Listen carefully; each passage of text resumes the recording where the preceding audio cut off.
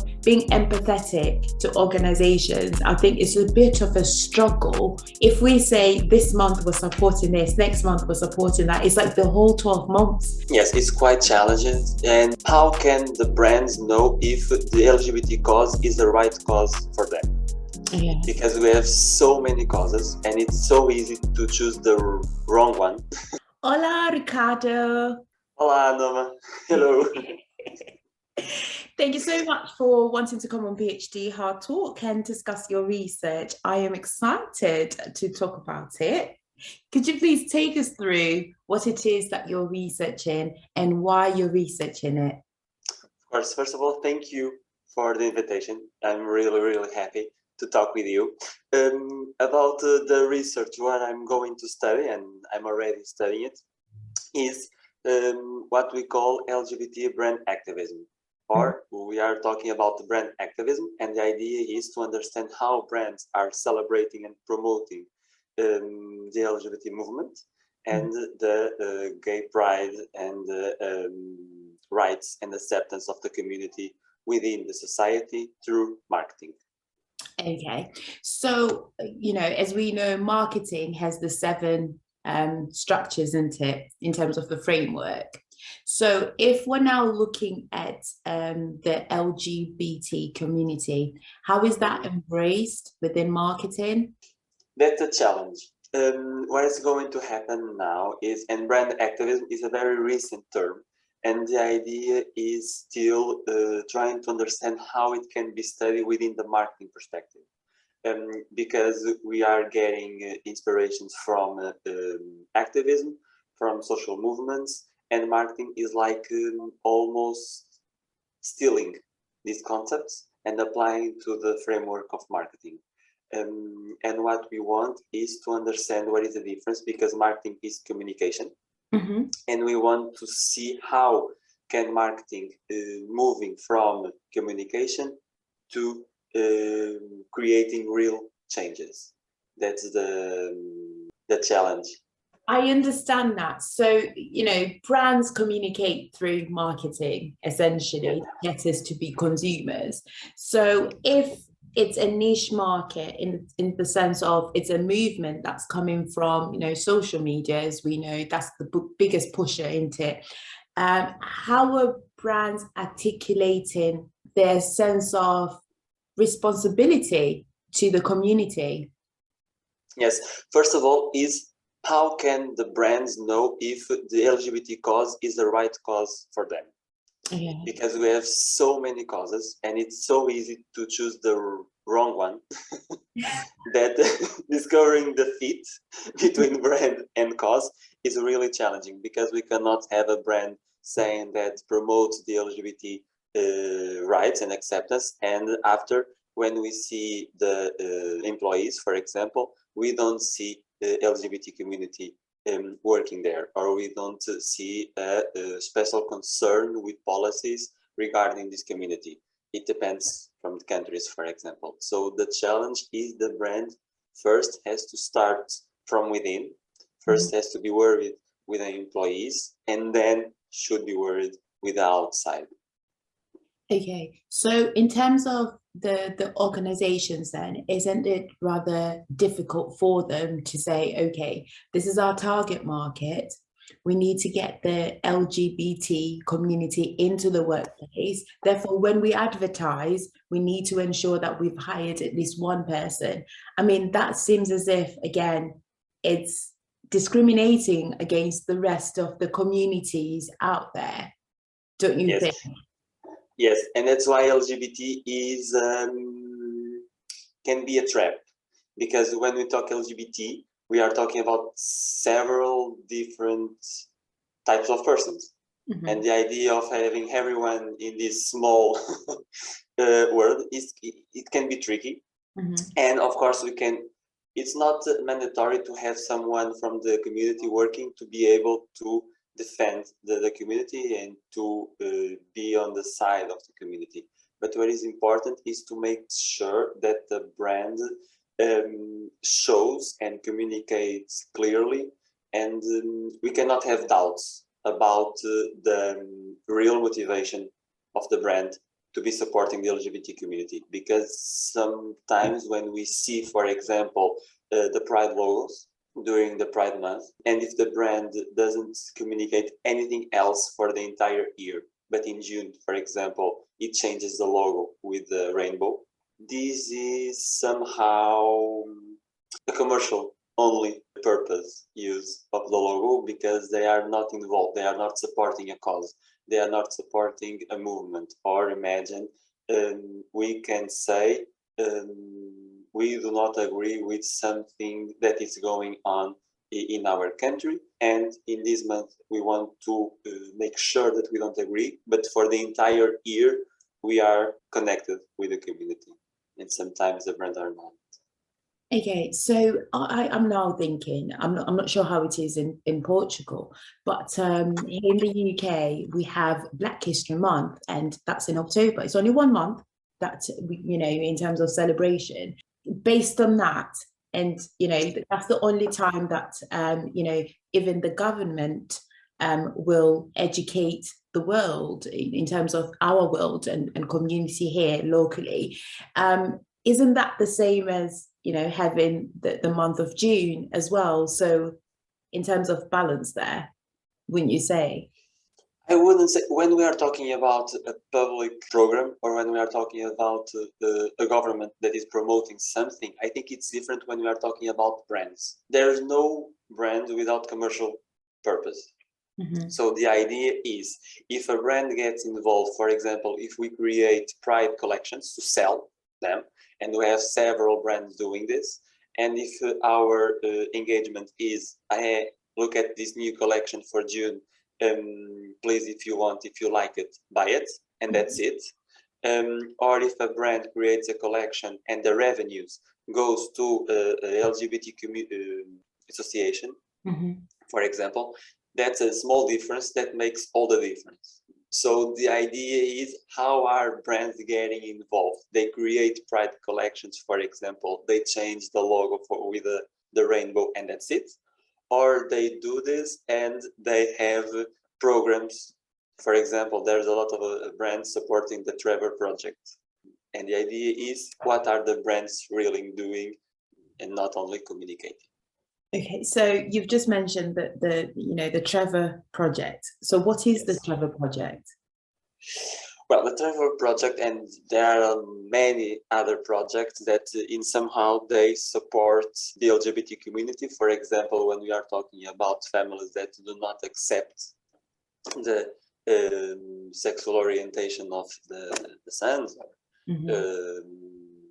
The kids, and also when we have economic difficulties in terms of employability. So we are talking about organizations that can have a general scope, or about organizations that can be focused in something and helping the community in terms of, there are several different programs. The Trevor Project is, I think, one of the most well-known worldwide, and that's why also several brands support them. And it's also funny to understand, imagine the choice of the organization that brands want to support. This is also interesting to study, because somehow when I choose a worldwide organization or a well-known organization, I will expect to have somehow profits from their public confidence. So if I trust Trevor's Project and a brand works with them, maybe the brand is doing a good job. It's like. Okay, so it's credibility, basically, to say, yes, we are working with the Trevor Project. Okay, so another thing as well, I've just assumed, and I think you've assumed as well, sorry to put words in your mouth, what does LGBT stand for? Because we've assumed that everybody knows what it stands for. What do you think it is? I have no idea, but I know that it's sorry to say it's a thing, but I know I've heard about it and I know what it stands for, but I've never actually researched what L stands for and what G stands for. So we are talking about lesbians, gays, bisexual, and transsexual people, right? So when we talk about lesbian, gay, bisexual, we are talking about different types of persons. Yeah. With different realities, and it's for me. And now we have more letters, right? In the LGBT is not the updated term, but I've decided to study only the LGBT concept because if we had the more letters that now we have, it would be like a Ph.D. for 10 years, I think, to to make sure that we are concerned to everyone, because it's a lot of difference. It is. No, I agree with you. So in terms of your research then, how does it benefit the community? So the brand activism is a really recent term, and the idea is to apply the term within the context of LGBT. And we could do this in three perspectives. We could study the perspective from the brand, the perspective from the LGBT community, and the perspective from the community that it's the larger one.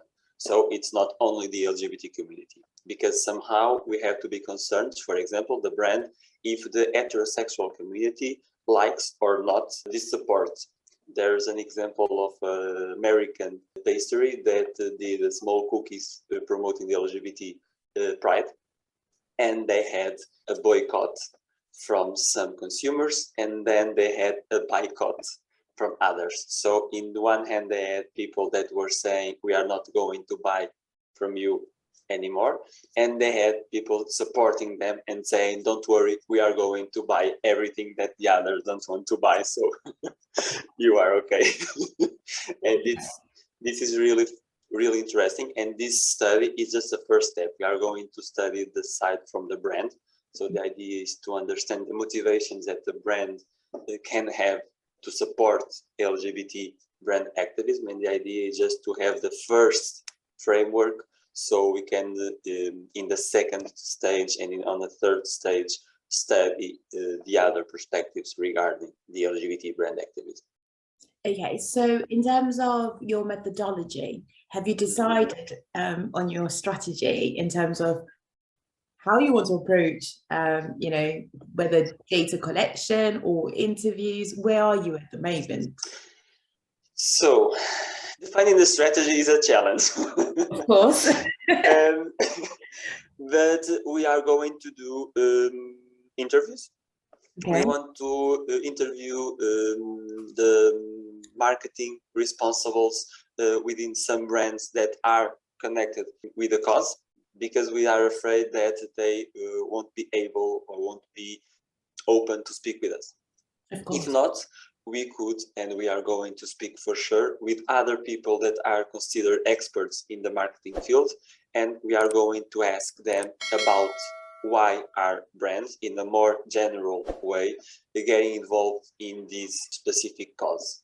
The idea is also to study how are brands communicating, and if they only communicate or if they also do things that are going much more than just saying we support. For example, we want to do an ethnography study, and this means we are going to study the Instagram, the website, the landing pages regarding Pride collection. So the idea is to understand if a brand says on Instagram, hey, it's June, it's Pride month, and for us, love is love. And then we are going to see if they have blog, landing pages, Pride collections, or if they are just saying, hi, it's June, love is love, and that's it. I don't have anything else to say. So, you've touched on Pride Month, but based on me being a consumer, I do appreciate Fashion Week. Are you going to focus on that as well, or is that just too far from your focus? Because I know I've seen, not to name any names, but I've seen their appreciation for the community. So are you going to focus a bit on the Fashion Week, the street fashion? Because I that's quite interesting. So is that something that you will focus on, or? We are going to be focused on the Pride Month, and we are going to compare this year with the next year. We want to see, we already identified the brands that we want to study, and the idea is to see how they supported the cause this year and how they are going to support the cause the next year, and also to compare the ways that the brands are supporting the cause. We are not going, sorry, say. No, I was just going to ask, how many brands? We have until now 20 different brands, because we want to study different areas. So we are talking about toys, about cars, fashion. The idea is to beauty. So the idea is to go to different types of brands. Is Tesla one of them?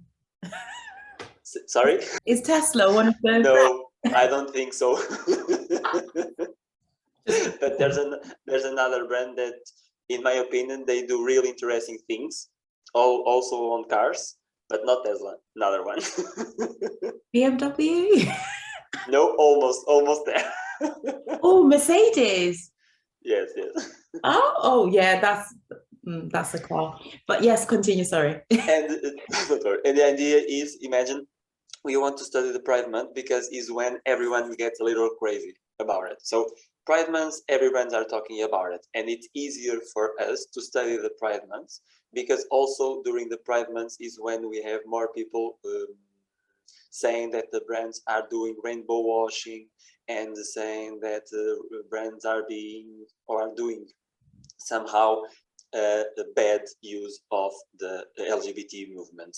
We could, and it could be interesting study what you were saying for sure, but we would need to have more careful in terms of, it's a very specific time of the year, it's a very specific type of communication, and for example, to do that, it could be interesting to study also the Asian Fashion Week, the European, the American, to compare everything and to see, because sometimes we have a fashion designer that is doing something in Paris and then goes to Tokyo and then goes to New York, and it could be interesting to see if they change the cause or if they change the type of communication.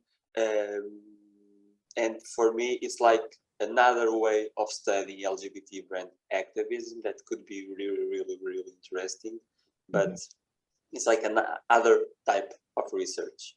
Yeah, no, I do understand. So back to the ethnographic approach that you mentioned earlier in terms of social media, will you be analysing the discourse structures that they use in terms of grammar and choice of verbs, adverbs that they use for the advertisement during Pride Month on socials? What is the approach that you're going to use? The idea is to study the descriptions, the content, the visual content, the hashtags, because we can have like simple hashtags, or we can have what we call the ideological hashtags. For example, when we say love is love or Pride Month, is not the same that saying Sunday mood. So I hope at least. So the idea is to understand if brands have this awareness, if they know that saying Pride Month is not the same like saying Sunday mood, because we are talking about the movement. There's a political and ideological weight here that we want to study, and then we want to understand the reactions.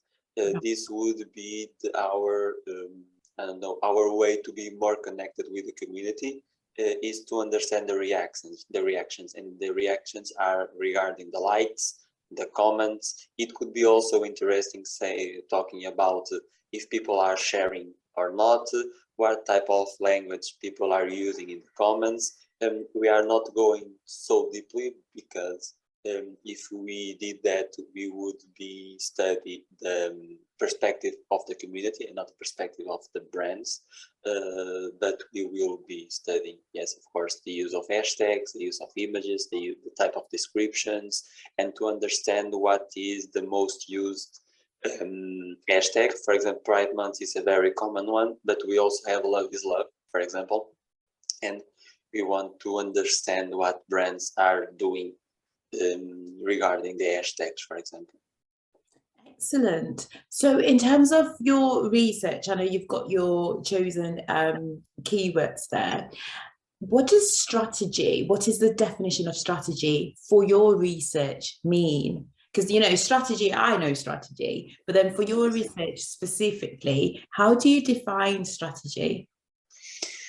We are going to define strategy in terms of how, why, and when brands decide that they want to be part of the LGBT discussion, and what they are doing to communicate this in order always to promote and create social change. Imagine there's a brand that for several years created Pride collections. And this year the brand said, we are not going to create a Pride collection. Instead of doing that, please come here, donate what you want to donate, and we will use the money to support 10 LGBT associations. And that's it. So what changed? Why the brand decided to do this and not to create another Pride collection this year? And the idea is to understand this type of strategy, the motivations.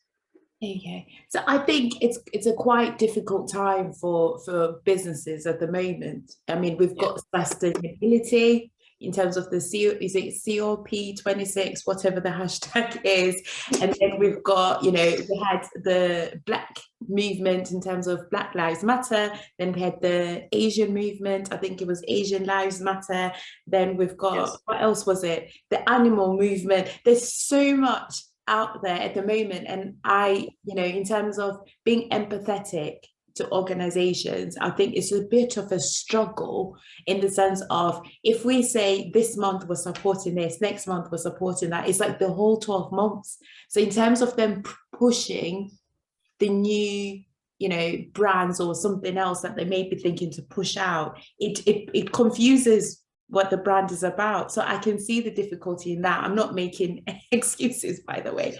I'm just thinking out loud to say it must be quite challenging for these businesses.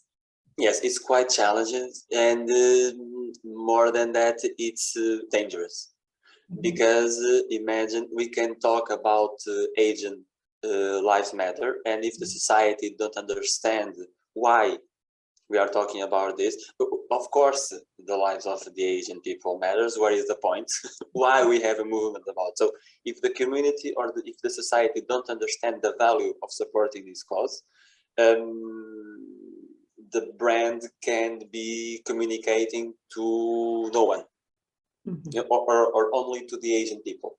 So it's really important to understand, because sometimes societies are not aware about the importance of defending Black Lives Matter, Asian Lives Matter, and it's quite interesting to see the tendency somehow of these movements being raised within the American society.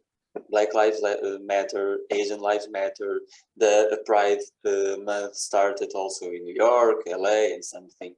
And so it's quite interesting to understand how in some point these movements can be connected in terms of regions, for example. And for example, we have several brands that support the LGBT cause in the Western world. So Europe, USA, Canada, and then when we go to the Middle East, the same brand don't have one single reference to LGBT community. So also the challenge is how, when, and why will we support the brand in terms of geography. Right.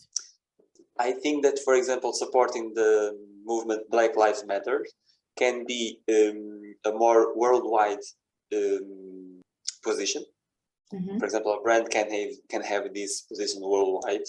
When we talk about the LGBT community, a brand, if decides to support this worldwide, it must be aware that there will be some markets that can be closed. For example, because we are still talking about a reality that for some country is still punished by law. It's a fine line, you know. I mean, I love your topic. I think it's quite interesting, especially now, you know. I believe that in terms of the world, we're rebranding instead of buying a lot. You know, we're trying to utilize our clothing so there isn't that much rubbish out there.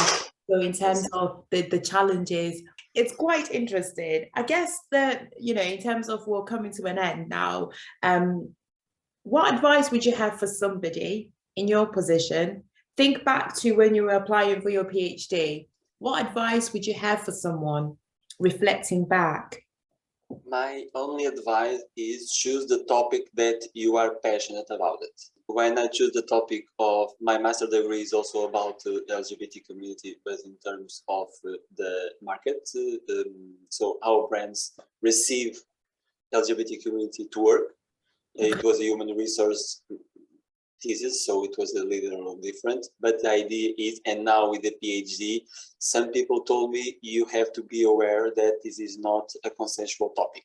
So you can face some resistance in some spheres that we are going to work from the university until the company. And I was, okay, I don't mind to face the challenges, but it's a topic that I want to study. So I'm always motivated to study. And I think that's my only advice. Choose the topic that you want to know more. Even if someone says to you it's going to be hard, it's easier to have a hard topic, but we like it, instead of having an easy topic, but we don't see the point of studying it. Interesting. So in terms of scholarship and self-funding, what's your advice? In my case, I have a full-time job. And then I have the PhD. Normally, I study on the weekends. So, for example, when I finish this interview, I am going to the public library to study the entire Saturday. So that's my life.